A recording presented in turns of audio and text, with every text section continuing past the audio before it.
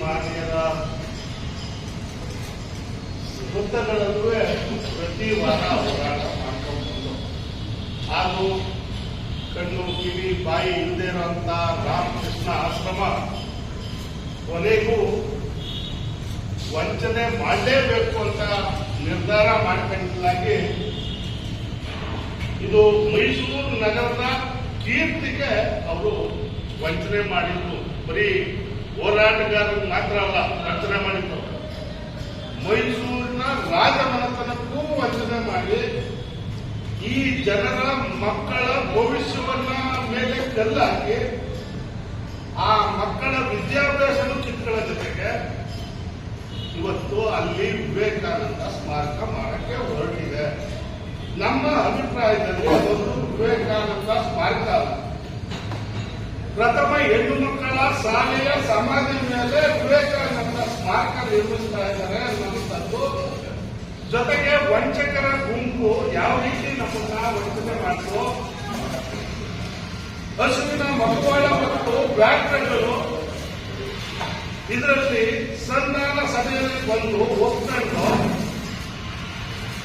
ರಾಮಕೃಷ್ಣ ಆಶ್ರಮದ ಪರವಾಗಿ ಬಂದಂತ 5 ಜನ ಹಸುಮುಖದ ವ್ಯಾಘ್ರಗಳು, ಚಳುವಳಿಗಾರರು 5 ಜನ ಸೇರಿಸಿದಂತ ಸಭೆ, ಅದರಲ್ಲೂ ವಿಶೇಷವಾಗಿ ಮಾಜಿ ಕೇಂದ್ರ ಸಚಿವರು ಬಿ ಶ್ರೀನಿವಾಸ್ ಪ್ರಸಾದ್ ಅವರು ಸಮ್ಮುಖದಲ್ಲಿ ಮಾತನ್ನ ಕೊಟ್ಟು ವಚನಭ್ರಷ್ಟರಾದರು. ಈ ವಚನಭ್ರಷ್ಟರನ್ನ ಮತ್ತು ರಾಮಕೃಷ್ಣದ ಆಶ್ರಮದ ಆಶಾಬುದ್ಧಿಯನ್ನ ಏನು ಒತ್ತು ಬಂದಿದ್ದಾರೆ ಅದನ್ನ ನಾವು ಸಾರ್ವಜನಿಕಗೊಳಿಸಬೇಕಾದ ಏನು ಇವರು ದುಡಿಮೆ ಹಣದಲ್ಲಿ ವಿವೇಕಾನಂದ ಸ್ಮಾರಕ ನಿರ್ಮಾಣ ಮಾಡ್ತಾರೆ, ಸರ್ಕಾರದ ಜಾಗದಲ್ಲಿ ಸರ್ಕಾರದ ಹಣದಲ್ಲಿ ಒಂದು ಪತ್ರಿಕಾಗೋಷ್ಠಿಯಲ್ಲೇ ರಾಮಕೃಷ್ಣ ಆಶ್ರಮದ ಸ್ವಾಮೀಜಿಯವರು ಒಪ್ಕೊಂಡಿದ್ದಾರೆ. ಸ್ವಲ್ಪ ತಡ ಆದ್ರೆ ಕೇಂದ್ರ ಸರ್ಕಾರದಿಂದ ಬಂದಿರುವಂತಹ 5 ಕೋಟಿ ಹಣ ಬಡ್ಡಿ ಸಮೇತ ಹಿಂದಿರುಗಿಸಬೇಕಾಗುತ್ತೆ. ಈ ಹೋರಾಟಗಾರರು ಅಡ್ಡಲಾಗ್ತಾ ಇದ್ದಾರೆ.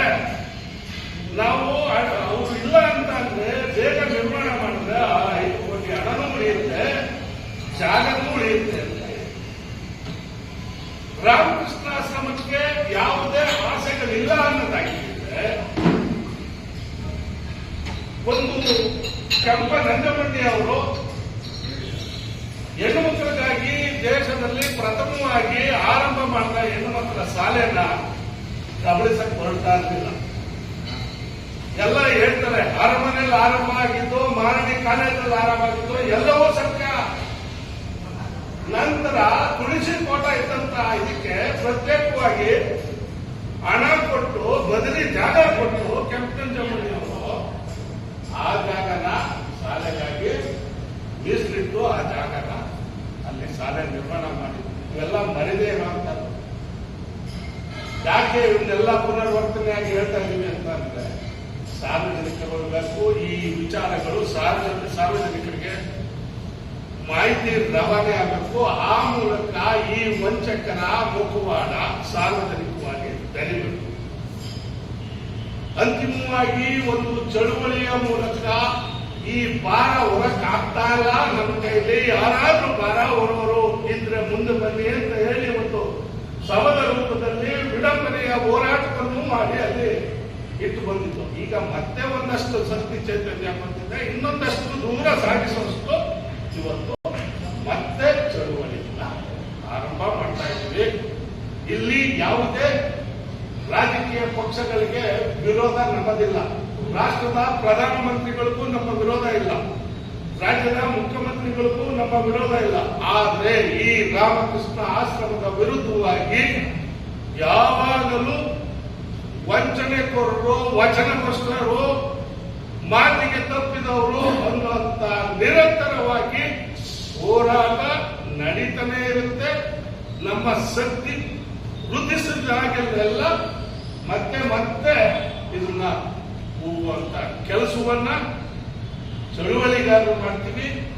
ಜೊತೆಗೆ ಏನು ನಾಳೆ ಬೆಳಗ್ಗೆ 10 ಗಂಟೆಗೆ ಪತ್ರಿಕಾಗೋಷ್ಠಿ ಕರೆದು ಪತ್ರಿಕಾಗೋಷ್ಠಿಯ ಮೂಲಕ ಮುಂದಿನ ಹೋರಾಟ ರೂಪರೇಷೆಗಳನ್ನ ಪತ್ರಿಕಾಗೋಷ್ಠಿಯಲ್ಲಿ ತಿಳಿಸ್ತೀವಿ. ಸಾರ್ವಜನಿಕರು, ಅದರಲ್ಲೂ ವಿಶೇಷವಾಗಿ ನಮ್ಮ ಚಳವಳಿಗಾರರು ಈ ಹೋರಾಟದ ದಿಕ್ಕನ್ನ, ಹೋರಾಟವನ್ನ ಗಟ್ಟಿಯಾಗಿ ನಿಲ್ಲುತ್ತೆ. ಯಾವುದೇ ಸಂದರ್ಭದಲ್ಲಿ ಚಳವಳಿಗಾರರು ವೃತ್ತಿಗಳಿಂದ ನಿಲ್ತಾರೆ ಅನ್ನೋದನ್ನ ತಿಳಿಸುವಂತ ಶಕ್ತಿ ಪ್ರದರ್ಶನ ನಮ್ದಾಗಿ ನಾಳೆ ಮುಂದಿನ ವಿಚಾರಗಳನ್ನ ಬೆಳಿಗ್ಗೆ 10 ಗಂಟೆಗೆ ಪತ್ರಿಕಾಗೋಷ್ಠಿ ಮೂಲಕ ತಿಳಿಸ್ತೀವಿ. ರಾಮಕೃಷ್ಣ ಆಶ್ರಮದವರು ಕಳಿಸ್ಕೊಟ್ಟಂತವರು ಅವ್ರಿಗೆ ಮಾಹಿತಿ ಇದೆ. ವಂಚಕರು ಯಾರು ಅನ್ನೋದು ನಾವು ಅವರ ಹೆಸರುಗಳನ್ನ ಪ್ರಸ್ತಾಪ ಮಾಡಕ್ಕಿಂತ ಹೆಚ್ಚಾಗಿ ಆ ವಂಚಕರು ಮಗುವಾಡ ಸಾರ್ವಜನಿಕವಾಗಿ ಹೊರಬರಬೇಕು. ಆ ವಂಚಕರು ಮಖ ಮುಚ್ಕೊಂಡು ಓಡಾಡಬೇಕು. ಮುಂದೆ ಈ ರೀತಿ ಮಾರ್ಪಟ್ಟು ತಪ್ಪಿದೀವಿ, ರಾಮಕೃಷ್ಣ ಆಶ್ರಮದವರು ಮಖ ಎತ್ತಿ ನಮಗೆ ವಿವೇಕಾನಂದ ಸ್ಮಾರಕ ಮಾಡ್ತಾ ಇದೀವಿ ಅಂತ ಹೆಮ್ಮೆಯಿಂದ ಹೇಳ್ಕೊಳ್ಳೋದಲ್ಲ. ಈ ರೀತಿ ನಾವು ವಂಚನೆ ಮಾಡಿ ಸ್ಮಾರಕ ನಿರ್ಮಾಣ ಮಾಡ್ತಾ ಇದೀವಿ ಅನ್ನೋಂಥದ್ದನ್ನು ನಾಳೆ ದಿನ ಸಾರ್ವಜನಿಕವಾಗಿ ಗೊತ್ತಾಗಬೇಕು. ಉಪಾಯ ಇಲ್ಲ. ಆ ವಂಚಕರ ಹೆಸರು ಹೇಳಕ್ಕೆ ಅಂಜಿಕೆ, ನಾಚಿಕೆ.